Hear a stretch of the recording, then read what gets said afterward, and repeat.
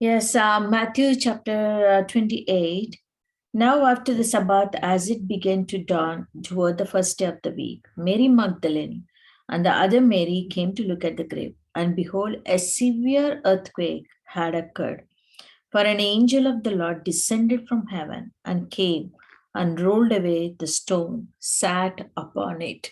Angel had to come down to roll away the stone. You know that, right? Jesus doesn't need, he already risen. So even the stone was there. Nobody has to roll away stone for him. He just, he walked out of the closed doors. You know that, right? Jesus, how he walked out of the closed door. So the resurrected body is so is a supernatural body, right? It's powerful body. Anytime he can disappear, anytime he can appear, so he doesn't need anybody to roll away the stone. But here, angel had to come roll away the stone. For whom?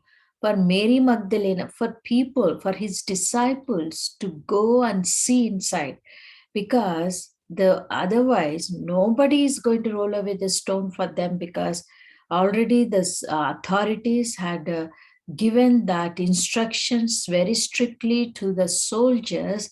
They put a seal upon that stone, that very secure, because already, remember, the chief priest went to the Herod for orders to give to secure the tomb, because they were afraid the disciples might come and take the body away.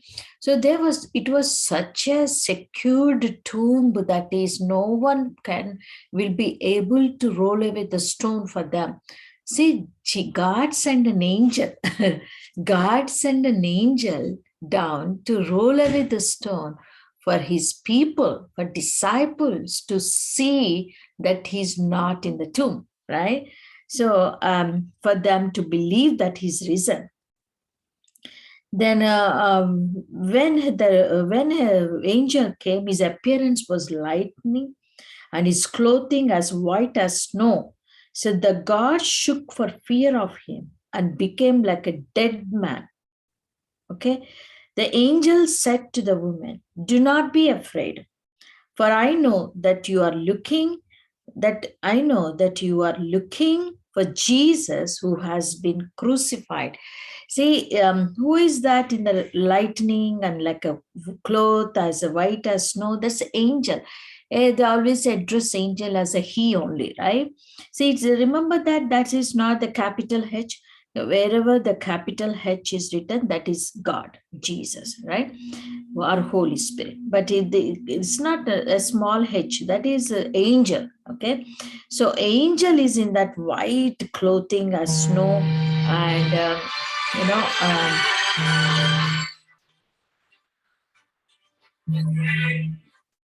one second. Who is this? Hello? Hello? Sharifa. Yes, sister, we have Bible study. You want to join? No, my brother is not well, so I'm busy with them, so that's why I want to come. Sorry for that. Okay, no problem. Thank you. So then that's white clothing and the lightning appearance and all that, and gods were so like afraid, and they were out of fear. They just fell down, and they're like a dead man. So then the angel said to the women, "Do not be afraid, for I know that you are looking for Jesus, who has been crucified. He is not here. For he has risen, just as he said. Come, see the place where he was lying." Did you see that? That for that purpose they came down, to show them that he's not there. So, and go quickly and tell his disciples that he has risen from the dead. And behold, he is going ahead of you into Galilee. There you will see him. Behold, I have told you. And because remember, Jesus, before his crucifixion, he already informed them. I don't know whether they paid attention to his words or not, but he already informed them, when I'm going to rise up after 3 days, and I will meet you in the Galilee, and on the mountain. He already informed them, but I don't know whether they paid attention. That's why he's telling them, you go as he already said to you. Go tell disciples to go to the Galilee. He's already ahead of you. There you will meet him. So they left the tomb quickly with fear and great joy and ran to report to his disciples. See, they have one side fear there. Oh my God, because this is something unusual happened, right? It's something not natural. This is, he's dead after 3 days. That the body was not there. An angel telling that he's already risen. Angel telling that he's already there in the Galilee. So it's really brought fear into their hearts. And one side joy. This one side, great joy. Oh my God, Jesus risen. There is a joy and there is a fear too. And they went and report to the disciples. And behold, Jesus met them and greeted. When they were going, and Jesus also met them and greeted them. And they came up, took hold of his feet and worshipped him. See, for these women also to reveal to them also that he's risen, right? And Jesus himself appeared to them to give them more faith and more confirmation that he's risen. He appeared to them, and then they worshipped him. And Jesus said to them, do not be afraid. Go and take word to my brethren to leave for Galilee, and there they will see me. Okay. So now while they were on their way, some of the guard came into the city and reported to the chief priest all that had happened. So, these guards were just like a drop dead there, right? And they went to the priest first, chief priest. They went to the priest and they informed everything, what they saw, what happened, everything.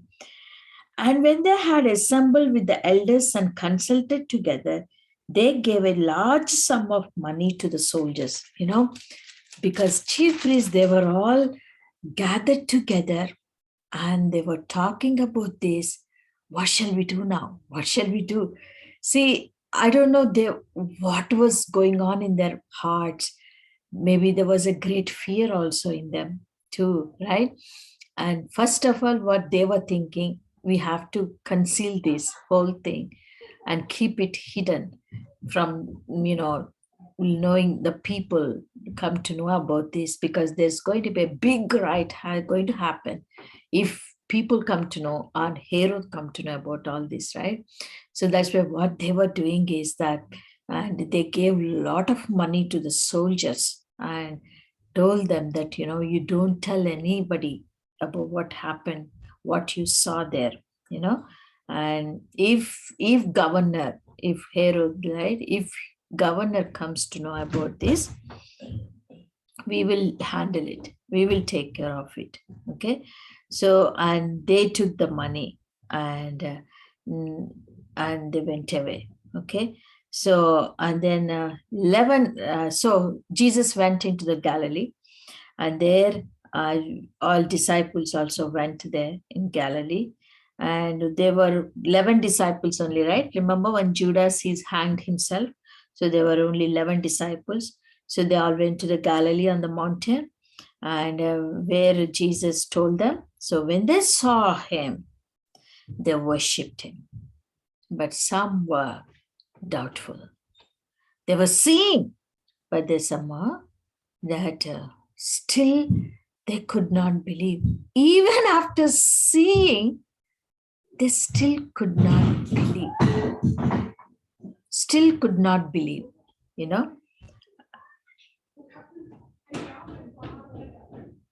and somewhat doubtful. And Jesus came up and spoke to them, saying, all authority has been given to me in heaven and on earth. See, Jesus told them that, all authority has been given to me. See, this is the first words came out of the mouth of Jesus. These are the first words came after, he's risen and he's meeting his disciples. the very first words came out of his mouth is this: all authority has been given to me in heaven and on earth.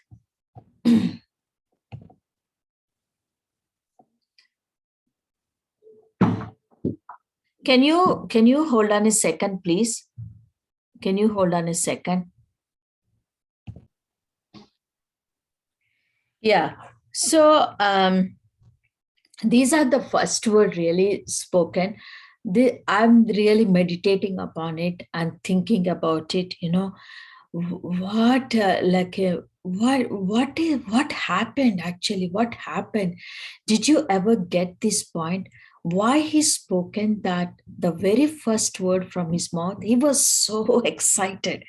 Like when something like he after his resurrection, these are the words coming from his mouth is that something excited. There's something victory, something he achieved in this resurrection. So, in this process of resurrection, that's what Jesus achieved. Great victory is that authority and power.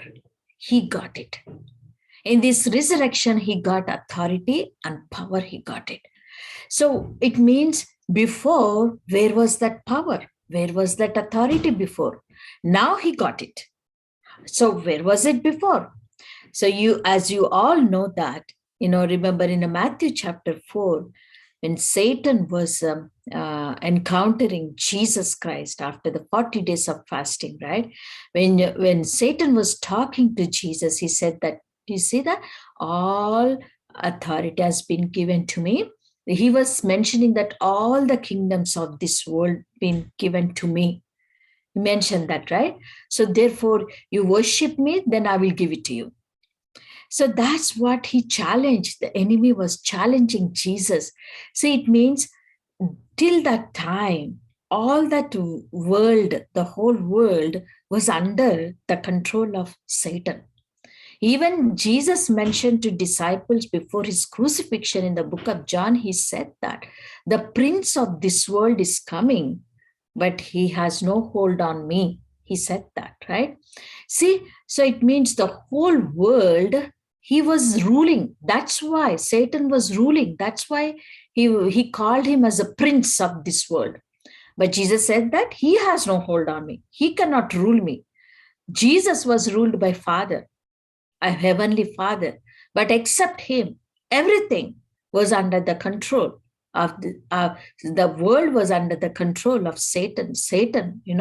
So, and now what happened? It's something changed now. Something happened. So in this resurrection, when Jesus went down into that, even the pits of hell, bottom of the Sheol, it says that bottom, Sheol. Sheol means there's a bottom of that hell. He went there. From there, he's risen up. So it means he took away all the power the enemy has. What is the ultimate power of the enemy? Death and hell. What all more he can do? Even he went in there, and from there he risen. He overcame the whole hell. He overcame the death. So he overcame all the power of the devil. So now every power, all power, Jesus got all the power now. So now, and the authority is that Satan has no authority to attack anybody, because this whole world, like, how two kings were there, for suppose, two kings were fighting with each other, right? So, example, okay, I'll take example of in those days, those days, India is ruled by a king, right? Those days they were fighting. Suppose India and Bangladesh, okay? So two kings were fighting, okay? So now if India or Bangladesh king was defeated, for example, and this India king won the battle. So now whose control that Bangladesh will go? Under whose control the Bangladesh will go? Somebody, somebody answer. Unmute and answer.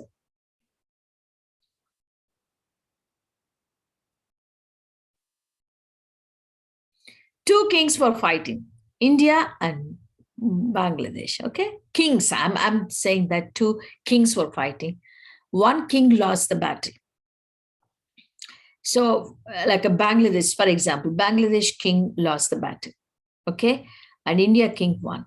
So now that Indian king will come and take over whole Bangladesh, right? Because Bangladesh no longer belonged to this defeated king, because this king, other king, defeated. Remember, you got my point, everybody? So like that, this enemy was fighting. Satan, Jesus fought with the Satan, right? And he got victory now because he destroyed all the power of the death. He destroyed the power of death. He destroyed the power of hell. He's risen. So what all the power the Satan has, Jesus destroyed them all. So now Jesus defeated Satan. So now this whole world goes to whom now? Who will get this whole world now? Tell me. Somebody please unmute yourself and tell me. I just want to know how you're getting the point or not.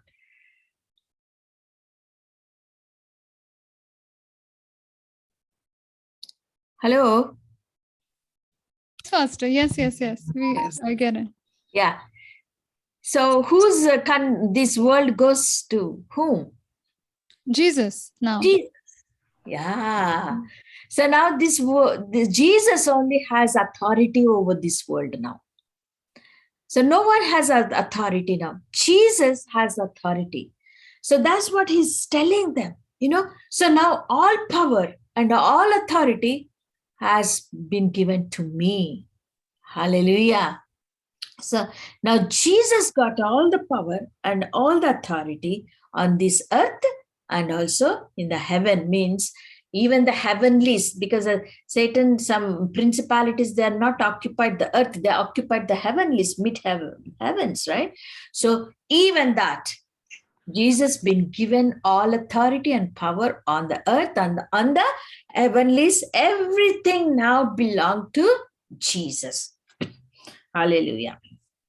So that's why he's telling disciples, go, therefore, and make disciples of all the nations, baptizing them in the name of the Father and the Son and of the Holy Spirit, teaching them to observe all that I commanded you. And I'm with you always, even to the end of the age. Hallelujah. So did you see that? And because this whole world belongs to him, so he has authority to send us all. So he has the authority, right? So he can send anybody he wanted now. So he's telling to disciples now, go now, you go. I'm sending into my field. This whole world belongs to me. Now you go into this world now and make my disciples. Okay. And that is the commission. That is the commission. That is the job that God is giving. Jesus is giving to disciples. That is the commission. Okay. That is the assignment he's giving them. Making disciples, going into the world and making disciples is the commission, is the assignment given to the disciples. Okay. And he's also telling them, baptize them in the name of the Father and the Son and the Holy Spirit. So this has a lot of controversy. That's why I want you to have a right doctrine, okay? Because there are some people, they say that, oh, you only should baptize in the name of Jesus only. It's not the Father, Son, Holy Spirit, only name of Jesus. Because somewhere it said in the book of Acts, it says that, because they already baptized in the John the Baptist given them. They have no clue what baptism is, that why they were baptized. So they have no understanding about the baptism. And that's why, because the first time they were listening to Apostle Paul preaching the gospel about Jesus Christ, right? So that's why, and he had to ask them, okay, go and baptize again. Baptize in the name of Jesus, because you never heard about Jesus before. Now you are hearing. So now you are expressing your faith in Jesus. So that's why again baptize them. But actually Jesus said how to be baptized. We need to be baptized in the name of the Father, Son, and Holy Spirit. Because there are three in one. Okay, so there are three persons, but our God is a triune God, but one God only. There are three persons in God. So that's what triune God, our God is. So we needed to believe not just the Jesus, because some people, they don't believe Father is there. They don't believe Holy Spirit. They only believe Jesus. So they say that there's no Father, there's no Holy Spirit, only Jesus. That's why be careful, because we supposed to believe, no, there is Father, there is Holy Spirit, and there is Jesus Christ too. So that's why what kind of baptism they're taking, we should be careful. So when you believe three persons, then you have to take them in the name of the Father and the Son and the Holy Spirit. You need to. That's what Jesus told them. So teaching them to observe all that I commanded you. I'm with you always and to the end of the age. So how the disciples can be made? Because he already prepared them. He already taught them. Disciples, see, there should be something to teach, right? So that's how disciples means, making disciples means teaching them. What to teach is that Jesus telling them, what all I taught you. What all I taught you to obey. What is this? Disciples means what? Obedience. We're supposed to obey. The people who are obedient Christians are disciples of Jesus Christ. There are so many Christians, but not every Christian is obedient to Jesus Christ. They're not obedient. There's so many believers, we call. There's so many people, they believe in Jesus. They believe in the power. They believe in the resurrection. But if that's not enough just to believe, they're supposed to obey. So that's what, who are disciples means those who obey. They are disciples of Jesus. Not everybody can call themselves a disciple. Okay. So that's why he's telling them, what all I taught you to obey, you teach the same to others. That's what, see, teaching them to observe that all I commanded you, lo, I'm with you always, even to the end of the age. Okay, then Mark. Let's go proceed to the Mark.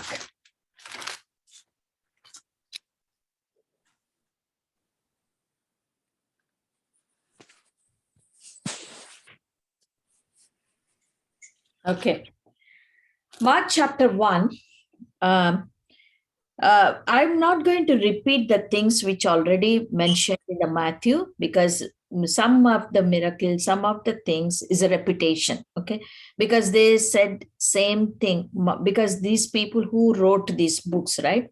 That was a Matthew wrote that book, and this book is written by Mark. He's also, so when he is written there, sometimes they were really touched by it, what really impacted them, that's what they were writing. So some of the things, the same things they write, right? So because that's what they impacted their lives. So that's why those repetitions I'm not going to teach again, but there's something new. If he's writing, I'm going to teach that. Okay, so then I'm going to teach from verse 14.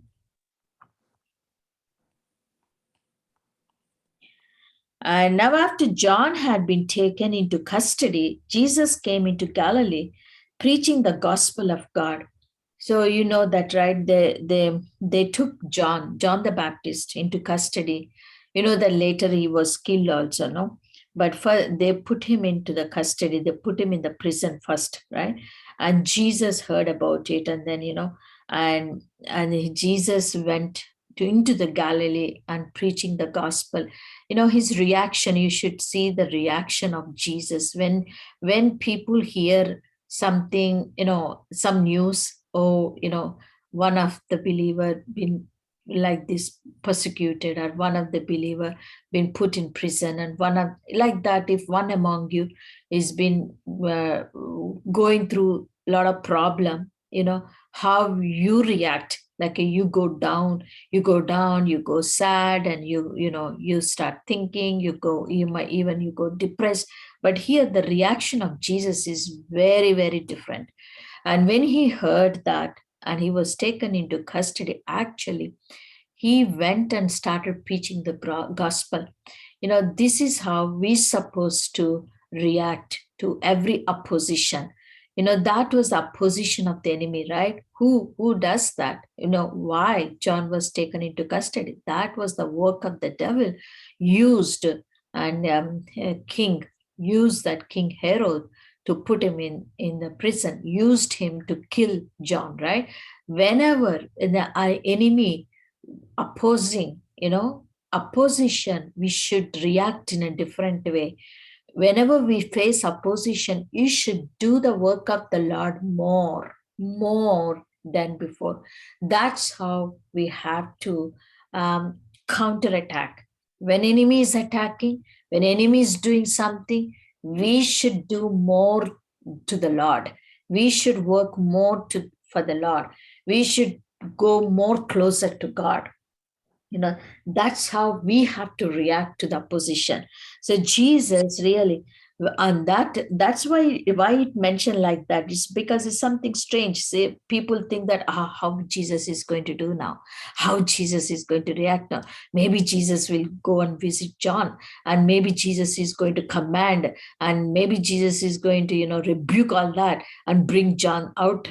There's so many ways that people think about like that, right? But Jesus really, very different way he reacted, because he was just completely focused on the will of the Father. And this is what Father's will for me, to be here. See, I'm here, I'm sent here with the purpose. I have to be on the purpose. I have to. So that is the Father's will, for him to preach the gospel, So he went and started preaching the gospel into the Galilee. And the time is fulfilled and the kingdom of God is at hand. Repent and believe in the gospel. What was he telling that? Is that now the time has come. That's what time is fulfilled. What is the time fulfilled? What is it talking about? What that fulfillment here? The fulfillment here that the time has come for people to enter into the kingdom of God, because the kingdom of the dominion of darkness, the kingdom of darkness been defeated now. There's no longer that kingdom, is in power anymore. The one kingdom is inferior, another kingdom is superior now, because Jesus defeated Satan, right? Jesus defeated Satan. And now the kingdom of God, now this is the kingdom, God's kingdom now. No more Satan power anymore. No more kingdom of Satan anymore. Now he has come to establish the kingdom of God. Okay, so now kingdom of God is now. That's what he's saying, that now the time has come. Now the time has come for people to enter into the kingdom of God. See, all this time what happened to humanity is that since Adam committed sin, they lost the kingdom of God. But before Adam committed sin, Adam and Eve were in the kingdom of God. That was the Garden of Eden. Was so happy. They were so happy. There's no news of any sin there. There was no news of any sorrow there. There was no news of any pain or suffering or any disease, sickness, no news of death there, and no news of poverty there. They were so happy and enjoying that is the kingdom. That's what the kingdom has, kingdom of God. So they were living a very happy life in the Garden of Eden, till that day they committed sin, right? After that, they were thrown out of the kingdom of God. So till then, man never seen the kingdom after that. After that, man only tasted the kingdom of darkness. The man tasted death, what death looks like. Man tasted all the calamities, natural calamities, suffering, pain, killings, diseases, sicknesses. Man started tasting all this. That is the kingdom of darkness. Man lost the taste of kingdom of man, did not know how the kingdom of God looks like anymore. Only Adam and Eve tasted it, but they lost it later, right? Till then, there's no kingdom. There's no kingdom of God. Till then. Yes, in the Old Testament, some people, they followed God like a David, Moses, like that. When they were following God, whoever followed them closely, they started tasting the kingdom, blessings of the kingdom, power of the kingdom. They were tasting. But after they passed away and people just turned back to the evil again, right? They lost the kingdom again. So like that, people just getting a taste and just going away, but they're not actually started living in the kingdom. But now Jesus is telling that now the time has come. The time is fulfilled and the kingdom of God is at hand. At hand. What does it mean at hand? Kingdom of God is at hand means, what is that at hand means? What? It's reachable. When you say that something is at hand means it's reachable. It's reachable. Before it was not reachable. What happened is that when Adam and Eve committed sin, remember, what God said that, he put the seraphim, that angels, at that entrance of the Garden of Eden, because Adam might come back again, right? He might come back, try to enter again. So to prevent him from entering into the Eden, they put seraphim angels, their sword of flame there, guarding that Garden of Eden from anyone from entering again into that. See, it was forbidden. It was forbidden. Like no one is able to enter the kingdom unless they need to be cleansed. They need to be redeemed by the blood of Jesus. Somebody has to take the punishment for all the humanity, and they need to be washed, and then they can go back again. So that's what here, so Jesus is the one that brought that redemption for all the humanity, right? He is the one to bring that redemption. That's why he was telling them. Now kingdom of God is at hand. It's reachable. You can go back again. How? I am the way. That's what Jesus was telling. I am the way, I am the truth, I am the light. So by believing in me, by believing in Jesus, you got the access again. Otherwise the seraphim angels were there. But those who believe in Jesus Christ, they can just go back into the kingdom again. You have the access to go back into the kingdom and enjoy the blessings of the kingdom again. So, and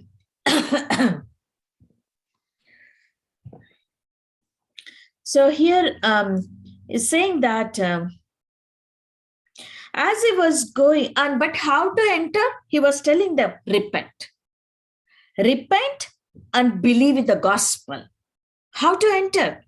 You need to repent. What do you need to repent? Okay, what all, his blood is going to cover us. His blood is going to cover our sins only when we acknowledge that, yes, we are sinners. We need to repent, So you need to repent means turn away from that life. It's like, because you are all, everybody living your own independent lives now. Because of that independent lives, look what happened to you all. You have become sinners now. Because that independent life, who passed it on to us? Adam and Eve. That's what their choice. They want to be independent. They don't want to depend on God. That's why they took the fruit. They ate the fruit. So fruit of their womb, we are all came. So same mentality we also have, independent mentality. We don't want to depend on God. We want to live our own. We want to be the Lord of our own lives. We don't want Jesus to be Lord. It means we don't want to make decisions like a Jesus. We don't want Jesus to make decisions for us. We want to make our own decisions. That's what independent life means. So Lordship of Jesus means he will lead your life. He will make decisions for you, not you anymore. You're not the owner of your life anymore. He becomes the owner of your life. That's what Lordship of Jesus Christ means. Adam and Eve were living before like that. That's why there was no sin at all. There were no problems in the Eden. It was like a perfect place and heaven. That was the heaven on earth. That was the heaven on the earth. So everything lost. So now to go back into the kingdom, this is the decision everybody has to make, is that you have to make Jesus as your Lord again. You have to repent, Lord, I don't want to be independent anymore in my life. If I'm independent, I made a lot of mistakes in my life. I'm in the sin. I ended up in sin. I committed a lot of sins because of my independent lifestyle. God, I'm repenting from independent lifestyle. I want you to be the Lord. That's why Jesus is the Lord. Everybody has to agree that Jesus is my Lord. Then only you're saved. Then only the blood of Jesus will cover you and wash you. So that's why entering into the kingdom, this is what you need to repent and believe in the gospel. As he was going along by the Sea of the Galilee, he saw Simon and Andrew, the brother of Simon, casting a net in the sea, for they were fishermen. So they were Jesus started calling them, come, follow me, Peter. And, you're getting this, right? I'm like, this is all Jesus, his life on this earth. So in Matthew, we entered into the resurrection and all that. But Mark, again, we are going back, the life of Jesus on this earth before his crucifixion, this whole story, okay?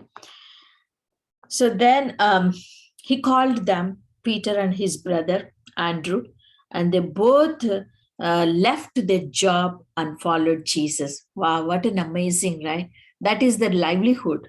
See, many people, why we are working? To have a livelihood, this is, right? Yes, of course, we also enjoy the work, what we do, because we are good at that. Everybody is good at something. And if you're good at something, you always enjoy doing that, right? And on the top of it, you get the money. That's your livelihood. But here, for their livelihood is that fishing. That is their livelihood. So they are fishermen. And when Jesus called them, give up that and follow me, they gave up. That easily they give up. They're not even thinking, how my livelihood will come, how I'm going to support my home, how I'm going to support my family. Why they were not thinking? All those things will run into our head, right? Giving up our job and following Jesus means who's going to feed us? But you know what? They have such a faith because they believe that he is like, is somebody, is not an ordinary man for us. He's somebody. He came from God. God will take care of us. That's what they believed. When you follow God, you have such a don't need to worry about anything, how your food will come, anything. Jesus said, you know what? Do not worry what you eat, what you wear, where you live. All this will be added when you seek the kingdom of God and my righteousness. You know what? These disciples, they really followed that principle. Oh, when we follow God, he will take care of us. He will take care of us. Every need what we have, he will meet all our needs. That's what, beloved. Following Jesus is entering into the kingdom of God.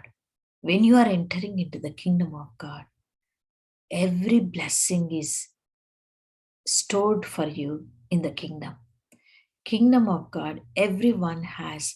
That's why sometimes, people even say that all our organs are in the kingdom. If any organ is not working in our body, in the kingdom, there is a spare organs. The spare organs already kept in case if enemy ruins any body part.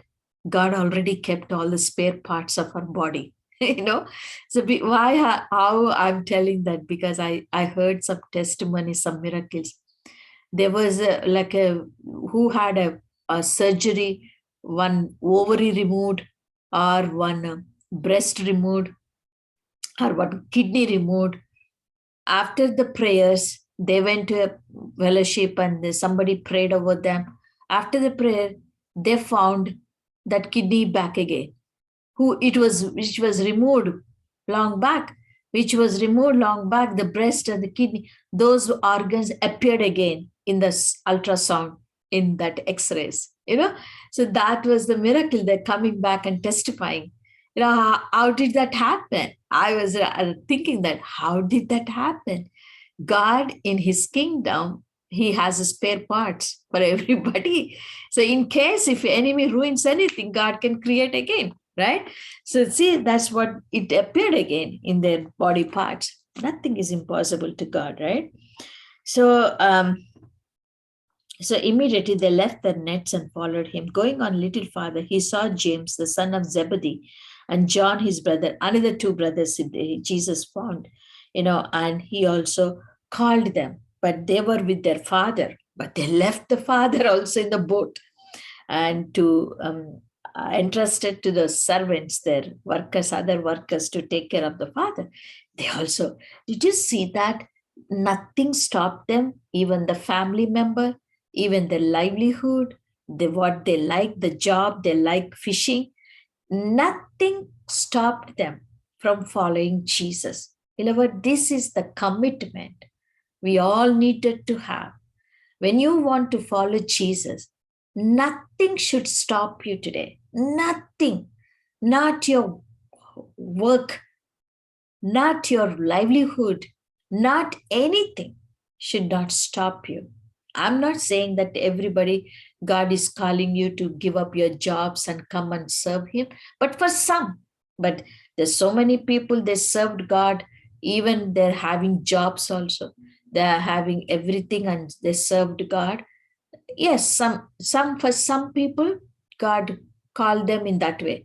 But some people, God calls them completely. Like it's not, ask them to give up jobs. For some, I'm telling, it's not everybody. Okay. So we have to be very clear about these things. For some, if God, for me, very clearly, God told that, give up your job. God spoke to me that I was working as a teacher. God spoke to me. I called you into the full-time ministry.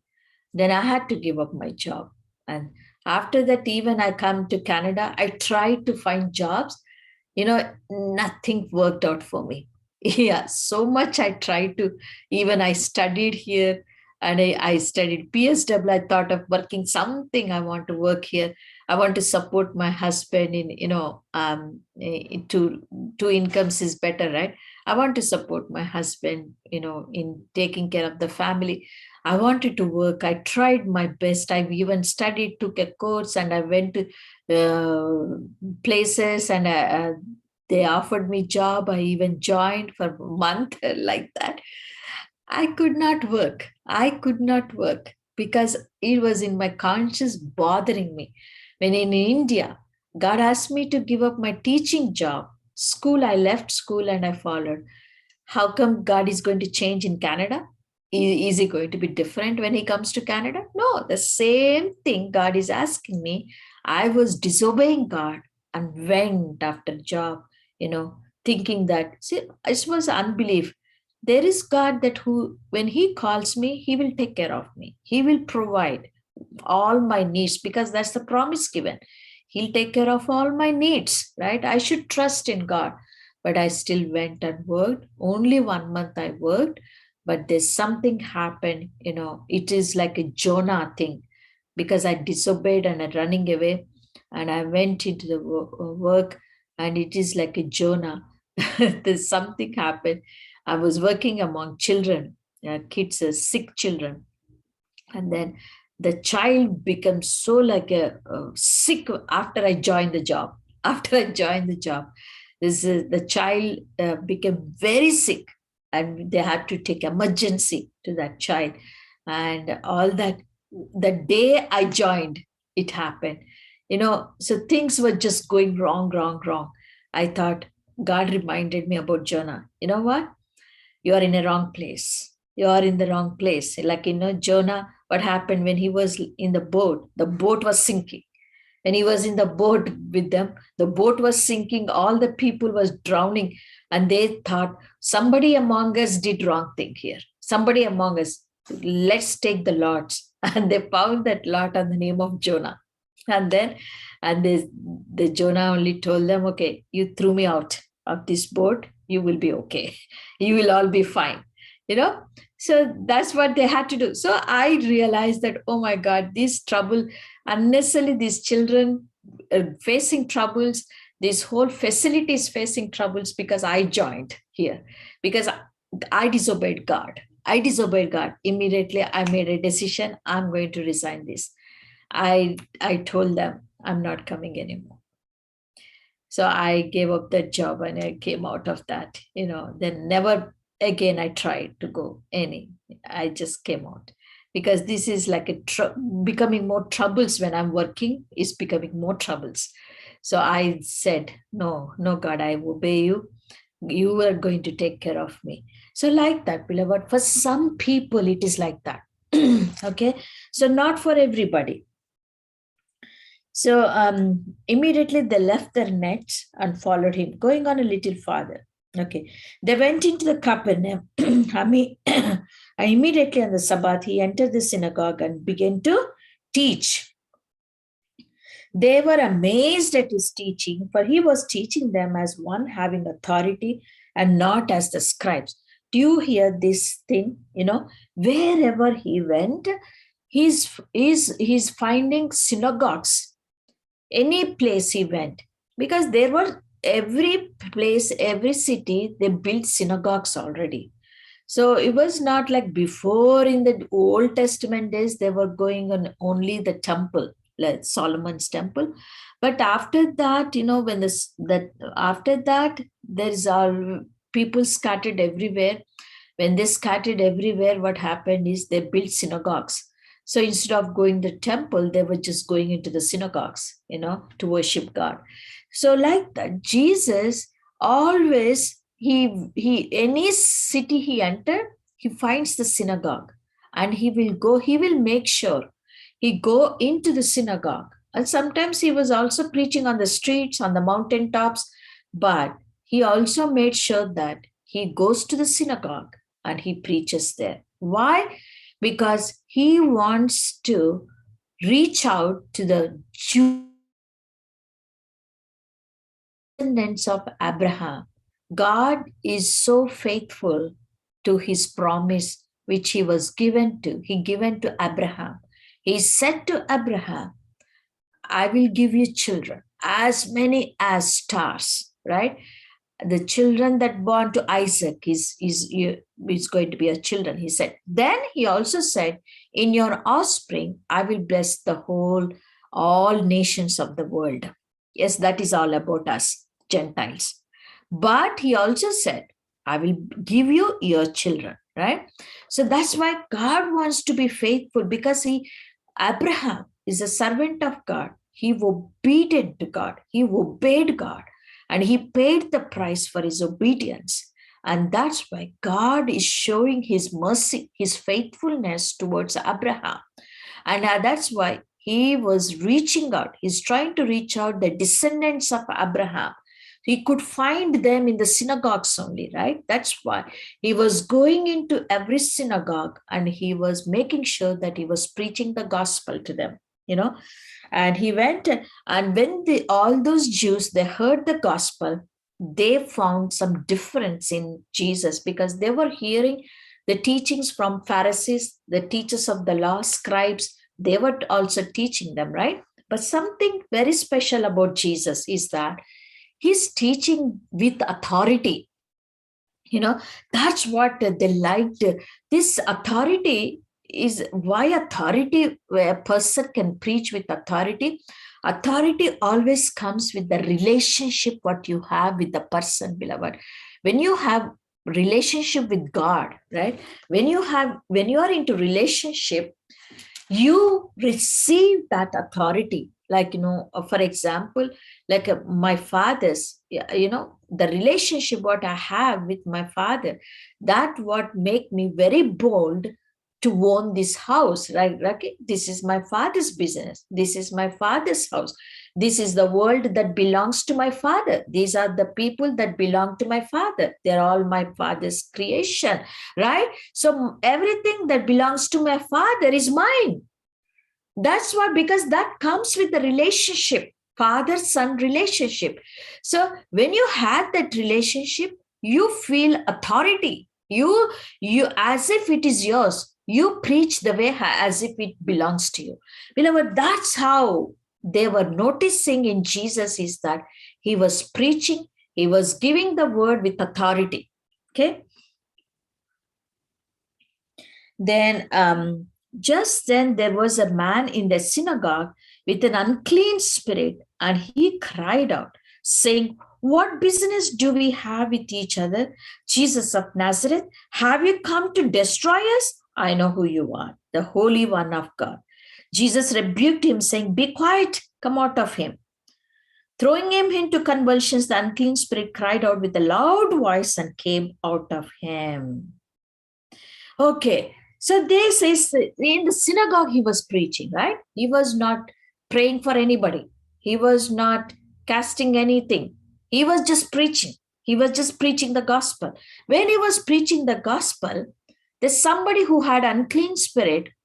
The unclean spirit started talking. Beloved, I want you to notice something. And what that unclean spirit is saying is that, what business do we have with each other? Jesus of Nazareth, have you come to destroy us? I know who you are, the Holy One of God. Did you see what unclean spirit said? What he said, that what business do we have each other? Why did you come here? So all this time, it means that person must have been attending synagogue all this time. It's not the something first time he was coming. He was a Jew, right? Who comes to synagogues? Only Jews. Gentiles won't even enter into synagogues. So he was a Jew only. He was a regular member of synagogue.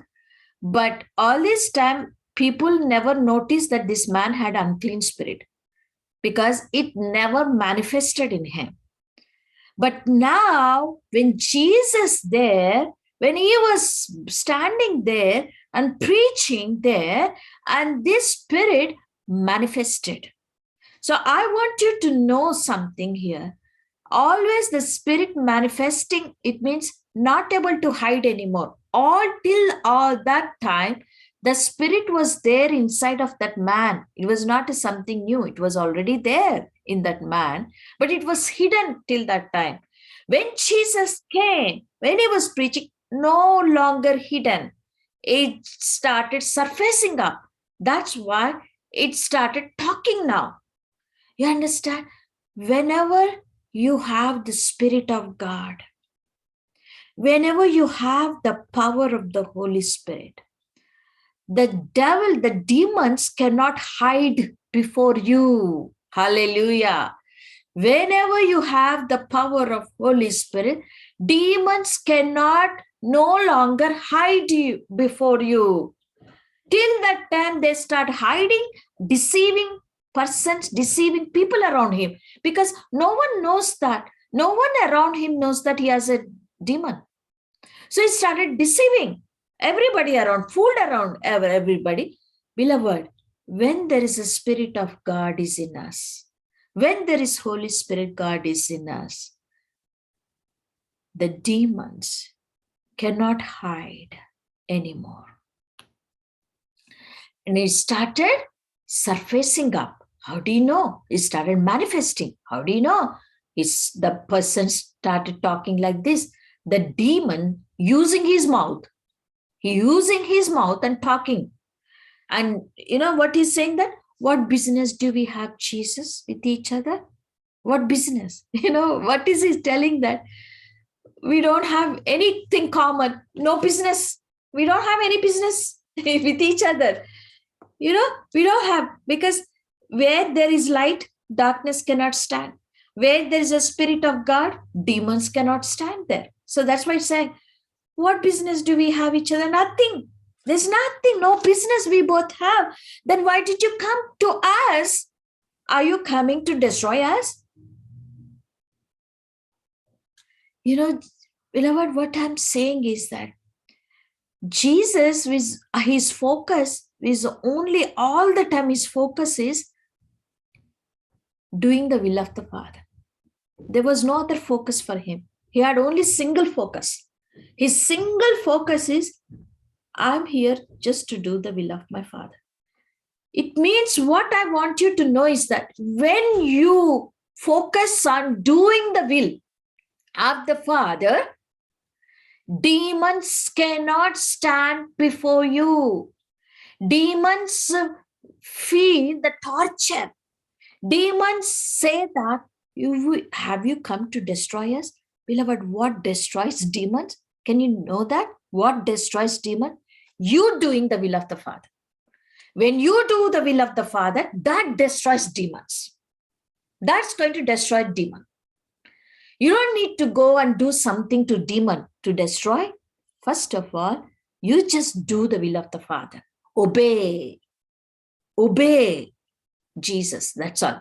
When you live in that obedience, when you start doing the will of the Father, do the will. It's not knowing the will. Oh, I know. I know this word. I know this word. No, not knowing, doing the will of the Father. That destroys devil. And that's why he's saying that, have you come to destroy us now? And he's saying that, I know who you are. Demons, people do not know. They are in confusion. Who is this man? Who is he? Some say that, oh, he's prophet. Some say that he's that. Some say that he's that. He's a good man. Sometimes like that. But demons telling that, I know who you are. I know who you are. You are the Holy One of God. And you know what Jesus said? Rebuked him. Jesus rebuked him, saying, be quiet and come out of him.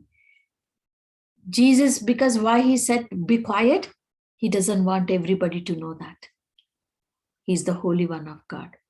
If people know that, if Jews, especially those people, they always want to catch him and kill him. That's why. He doesn't want everybody to know that he's the Holy One of God, because how that purpose can be fulfilled?